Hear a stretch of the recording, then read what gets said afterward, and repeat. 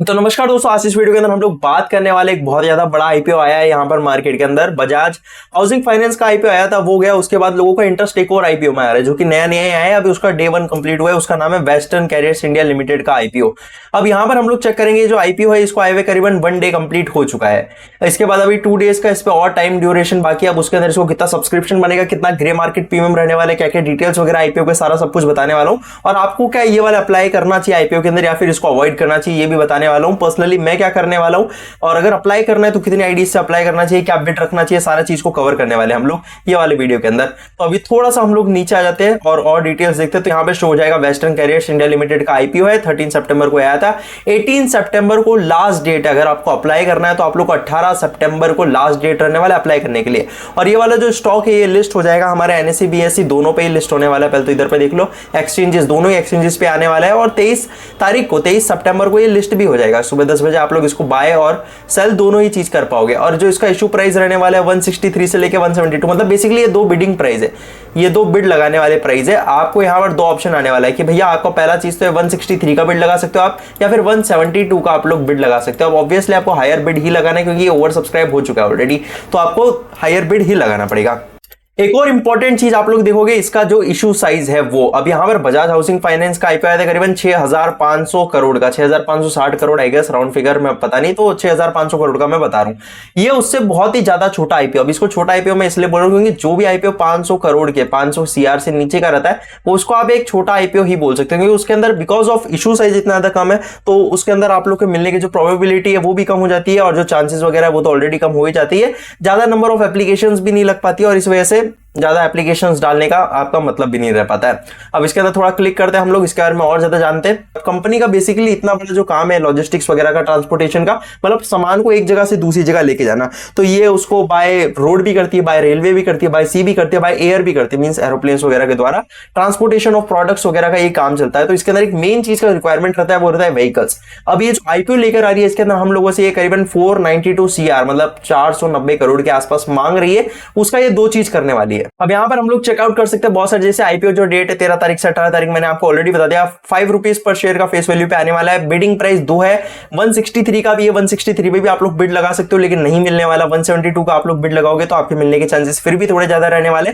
इसका जो lot size रहने वाला है 87 का लॉट साइज रहने वाला है, तो आप लोग मल्टीप्लाई करने वाला 172 इंटू 83 का, आप लोगों को प्राइस मालूम चल जाएगा। अब बात करते हैं इसका इशू साइज के बारे में, तो चलो इसके बारे में बात कर लिया। फ्रेश इशू कितने का रहने वाला है, ये इंपॉर्टेंट चीज है। देखो यार, इधर पे 2 चीज रहता है, एक तो रहता है फ्रेश इशू, एक रहता है ऑफर फॉर सेल। ये चीज का थोड़ा सा ध्यान देना आप लोग। जो यहाँ पर इशू साइज में फ्रेश इशू आ रहा है वो 400 करोड़, जो कि हमारे लिए एक पॉजिटिव चीज है कि भाई 400 करोड़ का जो कंपनी है वो नया पैसा उठा रही है मार्केट से, और इस पैसे से वो व्हीकल्स परचेज करने वाली है। अब व्हीकल्स परचेज करके उनका ही ज्यादा बढ़िया रहने वाला है, जो उनका बिजनेस वगैरह वो और ज्यादा एक्सपेंड रहने वाला है। जो भी इनकी सर्विसेज वगैरह ये लोग प्रोवाइड करते हैं, ट्रांसपोर्टेशन और जितने भी इनके क्लाइंट है, समथिंग 1600 प्लस क्लाइंट्स है जितना मैंने देखा था, स्टडी किया था इस कंपनी के बारे में। और जो कंपनी है इन्होंने बड़ी बड़ी जो भी स्टेट्स वगैरह रहते हैं, बड़ी बड़ी जो सिटीज रहती है उधर पे कैप्चर किया है। वो बैंगलोर रहा, मुंबई रहा, दिल्ली रहा, ये सारे जो सिटीज वगैरह उधर पे इनका जो मेन बिजनेस वगैरह है वो चलता है।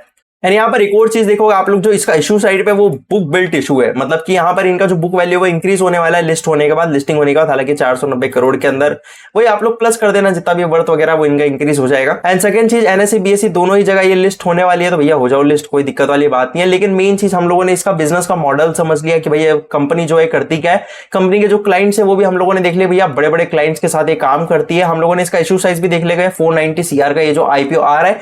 अब यहाँ पर हम लोग को इसका ग्रे मार्केट प्रीमियम भी देख रहा है, हमको इसका सब्सक्रिप्शन भी देखने में, सब्सक्रिप्शन लोग इसके अंदर इंटरेस्टेड है कि नहीं आ रहे, क्या इसका स्टेटस वगैरह रहा है। अब इधर पे थोड़ा सा कोटा आप लोगों को बताने वाला हूं। यहाँ पे जो एंकर इन्वेस्टर्स है उनका कोटा 30% का रहने वाला, और जो क्यूआईबीस का कोटा है वो 20% का, मतलब मोटा मोटा जो क्यूआईबीस का कोटा रहने वाला है जो कि आप लोग के लिए नहीं है, वो 50% के आसपास है। 50% उनका बुक रहने वाला है, उनके लिए कोटा दे रखा है उनको। एचएनआई वगैरह बहुत सारे लोग एचएनआई में लगाने वाले, स्मॉल एचएनआई, बिग एचएनआई वगैरह के अंदर, तो उनका जो कोटा है वो एचएनआई वगैरह का वो 15% का रहने वाला है। और जो हम जैसे लोग जो रिटेल कैटेगरी वगैरह के अंदर ज्यादातर अप्लाई करने वाले उनके पास 35% का कोटा है। तो ये अच्छी चीज है, चलो 35% का कोटा है तो मिलने के जो चांसेस है रिटेल कैटेगरी के अंदर और ज्यादा रहने वाला है। एचएनआई के अंदर नहीं मिलने वाला है, एचएनआई के अंदर बहुत सारे एप्लीकेशंस लगाओगे तो मिलने का ज्यादा चांसेस रहने वाला है। क्योंकि अगर आप लोग चेकआउट करोगे तो जो अलॉटमेंट वगैरह वो करीबन 1100 के आसपास तो स्मॉल एचएनआई में रहने वाला है, और 2300 के आसपास बिग एचएनआई के अंदर रहने वाला है। अब एक और चीज के बारे में बात करने वाला हूं, कंपनी की जो फाइनेंशियल्स वगैरह उसके ऊपर। कंपनी की जो एसेट्स है वो साल भर साल अगर आप लोग चेकआउट करोगे तो ग्रो हुए, लेकिन इतना ज्यादा ग्रो नहीं हुए। मतलब जो नंबर ऑफ ग्रोथ जो ग्रोथ होना चाहिए वो नहीं हुआ, बहुत स्लाइटली ग्रोथ हुआ है, तो इस वजह से ज्यादा इंप्रेसिव इनकी परफॉर्मेंस नहीं रही है। अगर रेवेन्यू की बात करिए तो 1400 करोड़ से ये लोग 2 साल के अंदर 1600 करोड़ के आसपास आए, तो इनका ज्यादा बढ़ भी नहीं रहा। और यहाँ पर और भी कुछ चीजें बताने वाला हूँ। प्रॉफिट आफ्टर टैक्स अगर आप लोग चेकआउट करोगे तो 61 सीआर से 80 सीआर तक है, इसके अंदर भी ज्यादा इनकी बढ़ोतरी नहीं हुई है। इनकी जो नेटवर्थ है वो 257 सीआर से ये लोग जंप लेकर 398 तक आए, जो कि एक ठीक है नेटवर्थ इन्होंने अपनी इंक्रीज करी। रिजर्व सरप्लस वगैरह भी आप लोग देखोगे तो रिजर्व सरप्लस भी काफी अच्छा है। हालांकि अगर आप लोग चेकआउट करोगे तो ये वाला जो बिजनेस रहता है, ये टाइप के जो बिजनेस रहते हैं ट्रांसपोर्टेशन वगैरह, उसके अंदर बहुत ज्यादा ऑपरेटिंग मनी चाहिए रहता है इनको ऑपरेट करने के लिए, काफी मोटा पैसा चाहिए रहता है। इस वजह से जो कंपनी उन पे काफी ज्यादा डेट भी रहता है और इस वजह से इनकी जो बोरिंग्स वगैरह रहेगा वो भी काफी ज्यादा रहने वाला है। 266 सीआर का इनका जो बोरिंग है। अब और चीजों के बारे में बात करते हैं, जो इनका आरओई है वो करीबन 22% के आसपास है, और बाकी करते हैं आरओसी के बारे में तो वो करीबन 30% मान लो मोटा मोटा आसपास है। मतलब कि जो आरओई और आरओसी है वो बहुत ज्यादा इंपॉर्टेंट है और वो बहुत अच्छा है इस वाली कंपनी का। लेकिन अगर थोड़ा नीचे आता है तो डेट टू इक्विटी रेशियो है वो भी 1 से कम है, तो इसको मैं डिसेंट बोलने वाला हूं। अगर ये 0.5 से कम रहता तो इसको मैं थोड़ा अच्छा बोलता, लेकिन 0.5 से ज्यादा है स्लाइटली, लेकिन 1 से कम है, इस वजह से इसको अपन एवरेज में कंसीडर करने वाले। मींस की एवरेज है इसका डेट टू इक्विटी रेशियो। अब बात करते हैं इसके बुक वैल्यू के बारे में, तो 3 का इसका बुक वैल्यू 3.4 का, जो स्लाइटली मेरे को ज्यादा, अगर 3 से कम रहता है तो वो ज्यादा बेटर रहता है कंपनी के लिए। अब यहाँ पर आप लोगों को एक और इंपॉर्टेंट चीज देखना है, यहाँ पर पी रेशियो देखेंगे। बहुत सारे लोग यार पी जो है इसका 16 से लेकर 21 तक जा रहा है, मतलब पी इंक्रीज होने वाला है इसका। पी जितना कम रहता है उतना ज्यादा बेटर रहता है, लेकिन ठीक उसका उल्टा पी यानी कि जो अपना प्राइस टू अर्निंग रेशियो रहता है वो। अब यहाँ पर हम लोग बात करते हैं ईपीएस मतलब अर्निंग पर शेयर के बारे में। अर्निंग पर शेयर जितना ज्यादा रहता है उतना ज्यादा बेटर रहता है, तो अर्निंग पर शेयर भी कम हो रहा है, तो इस वजह से मोटा मोटा देखोगे तो ये भी काफी ज्यादा एवरेज लगने वाला है आप लोग को। अब यहाँ पर मैं आपको एक फैक्ट वाला चीज बताता हूँ कि इधर पे 5 आईपीओ आए थे, और वो जो 5 आईपीओ वो 5 के 5 आईपीओ यहाँ पर क्लोज हो चुके हैं। अब वो 5 आईपीओ क्लोज होने के बाद जितने भी रिटेल कैटेगरी का पैसा था ना, सारा उनके पास आ चुका है, रिटेल बंदों के पास आ चुका है वो पैसा। अब वो पैसा मोटा लग रहा चाहिए एक आईपीओ के अंदर, जो अपकमिंग आईपीओ, तो इस वजह से हम लोगों ने सोचा था ये वाला जो आईपीओ उसके अंदर भर भर के ओवर सब्सक्रिप्शन रहने वाले हैं, मतलब काफी लोग इसके अंदर इंटरेस्ट लेने वाले। लेकिन उसका उल्टा हुआ। अगर आप यहाँ पे सब्सक्रिप्शन वगैरह पे जाते हो और सब्सक्रिप्शन के नाम देखने को मिलेगा QIB ने अपनी एंट्री नहीं ली, ये कोई बड़ी बात नहीं है, 3rd डे के अंदर वो एंट्री लेती है। हालांकि जो बहुत फेमस आईपीओ रहते हैं बजाज का टाटा वगैरह के अंदर, उसके अंदर ये पहले ही फुल रहता है।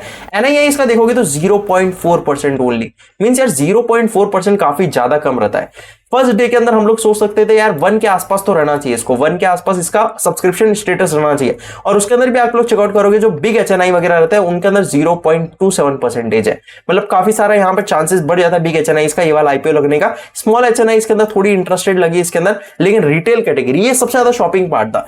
रिटेल कैटेगरी इतना जो छोटा आईपीओ आ रहा है, छोटा इसलिए क्योंकि 492 सीआर कोई बड़ा नंबर नहीं है, यहाँ पे एप्लीकेशंस नंबर भी कम रहने वाला है।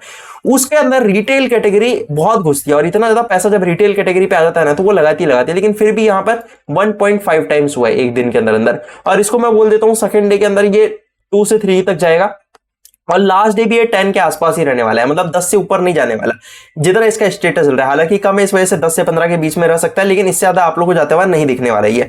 टोटल जो इसका आप लोग चेकआउट करोगे सब्सक्रिप्शन वो 0.85 हुआ है, जो कि बहुत ही ज्यादा कम है, क्योंकि इतना ज्यादा पैसा जब रिटेलर्स के पास आ रहा है तो ऑब्वियसली वो लोग भर भर के अंदर इसके अंदर लगाना चाहिए। बट बिकॉज इसके फाइनेंशियल्स वगैरह आप लोग चेकआउट करोगे, और एक और चीज जो ये लोग मार्जिन निकालते हैं, इनका जो प्रॉफिट मार्जिन रहता है वो करीबन 4% के आसपास रहता है।